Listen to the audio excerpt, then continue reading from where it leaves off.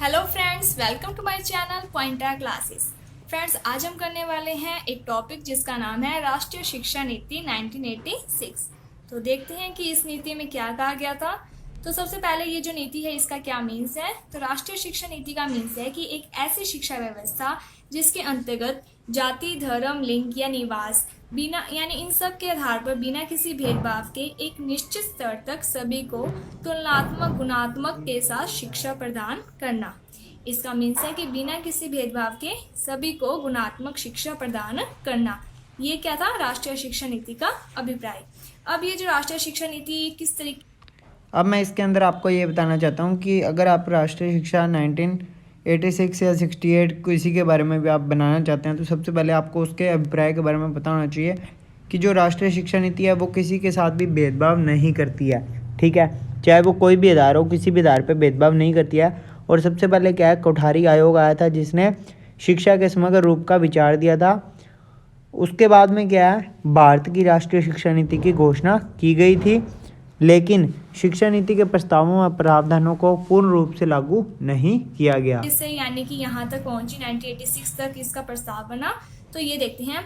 तो सबसे पहले क्या हुआ कि जो कोठारी आयोग था इसने क्या किया कि जो स्वतंत्र भारत में जो शिक्षा उस टाइम थी तो क्या किया, सबसे पहले तो उस शिक्षा व्यवस्था जो उसके ऊपर पूरा विचार विमर्श किया, जिसके तहत जो कोठारी आयोग था उसने जुलाई 1968 में यानी कि 1968 में क्या किया कि भारत के लिए एक राष्ट्रीय शिक्षा नीति की घोषणा की। बट क्या हुआ कि ये जो राष्ट्रीय शिक्षा नीति में जो प्रावधान थे उसे क्या है पूर्ण रूप से लागू नहीं किया गया, जिसके कारण जो कोठारी आयोग था उसने जो राष्ट्रीय शिक्षा नीति 1968 बनाई थी वो पूर्ण रूप से लागू नहीं हो पाई। इसी को ध्यान में रखते हुए जनवरी 1986 में भारत के जो भूतपूर्व प्रधानमंत्री थे श्री राजीव गांधी, इन्होंने क्या किया कि नई राष्ट्रीय शिक्षा नीति है जो इसको विकसित व लागू करने की घोषणा की। पहले तो कोठारी आयोग ने राष्ट्रीय शिक्षा नीति बनाई लेकिन इसके जो प्रावधान थे उसे लागू नहीं किया गया। उसके बाद 1986 में जो श्री राजीव गांधी जो कि भारत के प्रधानमंत्री थे उन्होंने क्या है शिक्षा नीति बनाई थी। तो इन्होंने क्या किया कि जो वर्तमान उस टाइम की जो शिक्षा व्यवस्था थी उसका विश्लेषण किया, उसकी समीक्षा की और उसी के आधार पर क्या है एक डॉक्यूमेंट बनाया और इस डॉक्यूमेंट को बाद में इन्होंने यानी कि केंद्रीय शिक्षा सलाहकार जो मंडल था वहां पर प्रस्तुत कर दिया। और उसके बाद 1986 में ये जो प्रारूप था इसको स्वीकार कर लिया गया और इसका क्या नाम दे दिया गया, राष्ट्रीय शिक्षा नीति 1986 के रूप में क्या है इसे स्वीकार कर लिया गया।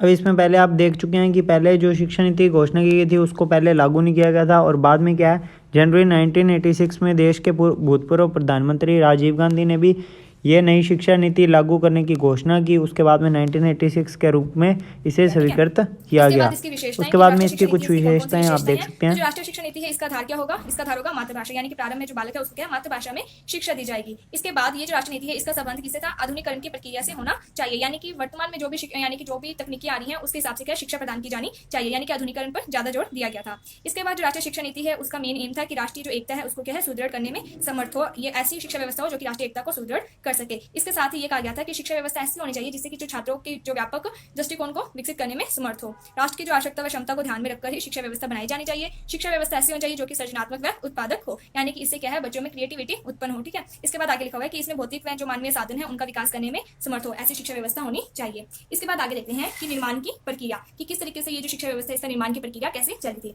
तो इसके लिए क्या था कि अगस्त 1985 में, यहाँ पे 1985 है तो अगस्त 1985 में एक दस्तावेज जारी किया गया। तो इस दस्तावेज को जारी करने का मुख्य उद्देश्य क्या था कि जो विश्वव्यापी जितने भी जो लोग हैं वो क्या है यानी कि जो देशव्यापी यानी कि देश में जो भी लोग हैं वो इस दस्तावेज पर अपने विचार दे सके। ठीक है, और उनके जो भी विचार होंगे, उनकी जो भी मांग होगी, यानी कि जैसा वो चाहते होंगे कि शिक्षा व्यवस्था ऐसी होनी चाहिए, ये चीजें होनी चाहिए या उनकी मांग आवश्यकताएं हैं, उनको क्या है जो शिक्षा निर्माता थे जो भी यानी कि उस शिक्षा की व्यवस्था करे थे उनके सम्मुख रखा जाना चाहिए। उसके बाद वो जो निर्माता है वो लोगों के जो विचार है, उनके जो पॉइंट ऑफ व्यू है उनको ध्यान में रखते हुए क्या है शिक्षा की व्यवस्था करेंगे। तो इसी को ध्यान में रखते हुए मई 1986 अब इसमें क्या हुआ था कि पहले 1985 के अंदर दस्तावेज जारी हुआ था। उसके बाद में उद्देश्य को रखा गया कि किस तरह के उद्देश्य होने चाहिए, क्या क्या मांग होनी चाहिए, क्या क्या आवश्यकताओं का निर्माण किया जाना चाहिए।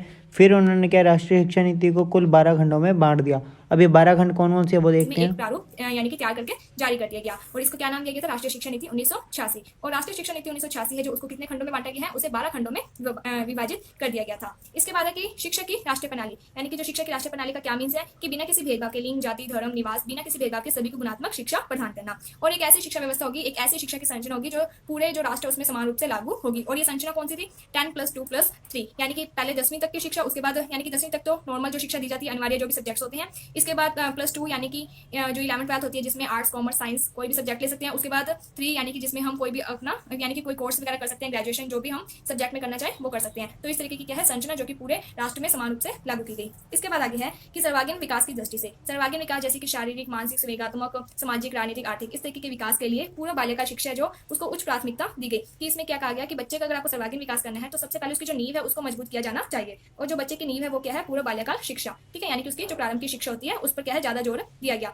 और प्रारंभिक जो शिक्षा थी उसमें 2 बातें मेन कही गई थी कि एक 14 वर्ष की आयु तक सभी बालकों को क्या है सार्वभौमिक स्थायित्व, दूसरा की शिक्षा की गुणवत्ता है जो उसमें प्राप्त सुधार पर जोर दिया जाए। इसके बाद है तकनीकी व प्रबंध शिक्षा। तो कंप्यूटर का प्रारंभिक ज्ञान और उसका उपयोग का जो प्रशिक्षण है वो प्रोफेशनल शिक्षा का एक अंग है। यानी कि प्रत्येक जो यानी कि वर्तमान समय में क्या है तकनीक और जो प्रबंध की शिक्षा जो वो दी जानी चाहिए, ठीक है, सभी व्यक्ति है जो उनको क्या है तकनीकी का प्रयोग करना आना चाहिए। तो ये जो तकनीक अब इसके बीच में क्या है कि आपको यहाँ तक का जो मैंने टॉपिक बताया है, यहाँ पे जो मैम ने आपको टॉपिक बताया है, इसकी पूरी वीडियो का कंप्लीट डिस्क्रिप्शन के अंदर आपको लिंक मिल जाएगा, आप वहाँ से जाके देख सकते हैं। इसके बीच में जो मेनली एम जो माना जाता है वो ये है कि राष्ट्रीय शिक्षा नीति सबसे पहले लाएगी, कोठारी शिक्षा आयोग के द्वारा वो लागू नहीं हुई। उसके बाद में राजीव गांधी के द्वारा उसे लागू करने की घोषणा की गई, 1986 में उसे लागू किया गया। बाद में उसे 1985 के अंदर उसके दस्तावेज जारी किए, उद्देश्य जारी किए। फिर 1986 के अंदर इसको 12 खंडों के अंदर बांटा गया। आगे 12 खंड कौन कौन से हैं वो आप कंप्लीट लिस्ट देख सकते हैं, आप कहीं से भी जाके चेक कर सकते हैं। अगर आपको ये नोट्स चाहिए तो आप व्हाट्सएप पर कॉन्टैक्ट कर सकते हैं, 20 रुपीज़ के अंदर आपको ये नोट्स प्रोवाइड हो जाएंगे। और भी अगर कोई आपको बीएड से रिलेटेड डाउट होता है या कोई भी टॉपिक आपको नहीं समझ में आता है तो कमेंट सेक्शन में ज़रूर बताएं, आपके लिए हाजिर हैं। और अगर आपको कोई भी दिक्कत आए किसी भी टॉपिक के अंदर तो प्लीज़ कमेंट सेक्शन में ज़रूर बताएं। Thank you.